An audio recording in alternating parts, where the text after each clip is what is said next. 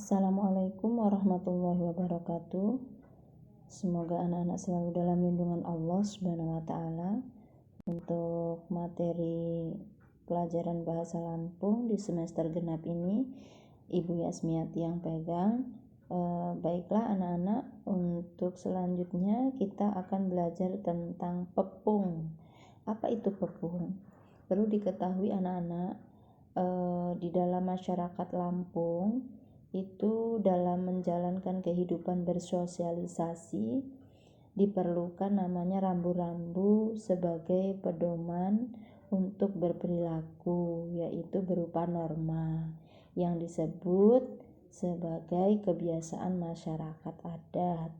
Nah, kebiasaan masyarakat adat yang sangat menonjol ini tidak tertulis di masyarakat adat Lampung. Ini terbentuk atas dasar mufakat, yaitu dinamakan sebagai pepung. Nah, bisa juga dikatakan pepung itu namanya berembuk, bisa hipun, bisa ngici, dan lain sebagainya. Anak-anak, selanjutnya kalau kita lihat pepung menurut Kamus Besar Bahasa Indonesia itu disebut sebagai pertemuan, sama halnya dengan rapat.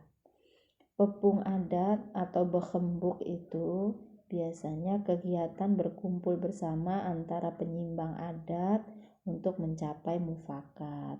Penyimbang itu adalah pimpinan adat.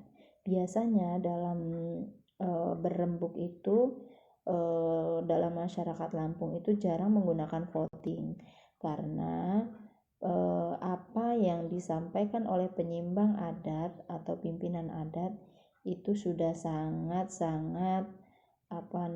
bisa dikatakan mufakatnya itu sudah termaktub dalam penyimbang tadi. Jadi apapun yang dikatakan penyimbang itu sudah bagus sehingga tidak mengambil yang namanya voting. Apa yang ditunjuk oleh penyimbang itu, maka hadirin atau peserta rapat sudah mengikuti ketentuan penyimbang itu. Selanjutnya anak-anak, apa sih fungsi pepung itu dalam masyarakat Lampung? Yang pertama, merancang rencana. Biasanya kalau ada rencana-rencana besar itu digunakan rapat supaya apa? Supaya rencana itu bisa berjalan dengan lancar, baik, tanpa halangan suatu apapun.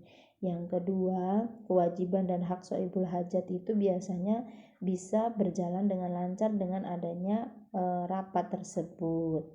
Kemudian yang ketiga, memilih ketua panitia atau pangantuho. Dalam rapat atau pepung itu biasanya nanti sohibul hajat itu memilih ketua panitia atau jubir dalam memimpin suatu rapat itu. Kemudian yang terakhir, menyusun acara. Acaranya harus seperti apa, setiap ada kegiatan harus bagaimana, itu perlu adanya pepung atau rapat atau musyawarah. Selanjutnya anak-anak, tata cara pepung ini biasanya sohibul hajat menunjuk jubir atau juru bicara. Nah, kemudian jubir membuka acara. Jubir itu kalau kita bilang biasanya dikatakan sebagai ketua panitia. Nah, jubir atau ketua panitia menjelaskan maksud dan tujuan undangan. Biasanya kalau contoh sohibul hajatnya mau mengadakan acara resepsi pernikahan, itu biasanya harus melalui rapat dulu pembentukan panitia supaya apa? Supaya acara itu berjalan dengan lancar. Kemudian jubir menanyakan biaya musyawarah kesepakatan. Biasanya ada, kalau misalkan hari-hari besar agama Islam itu kan perlu biaya yang harus dimusyawarahkan.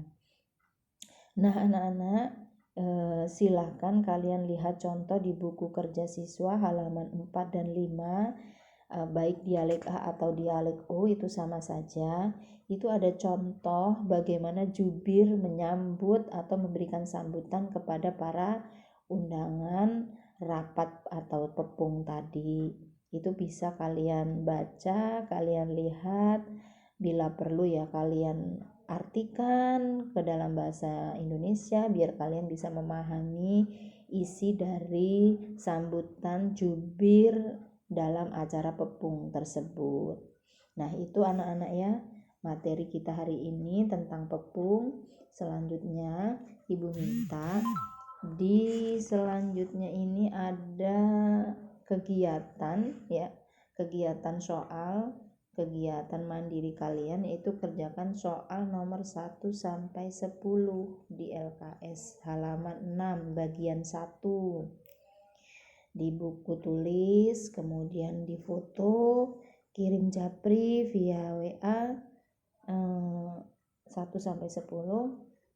Silakan dikerjakan. Semoga selalu dalam lindungan Allah. Sekian, selamat mengerjakan. Wassalamualaikum warahmatullahi wabarakatuh.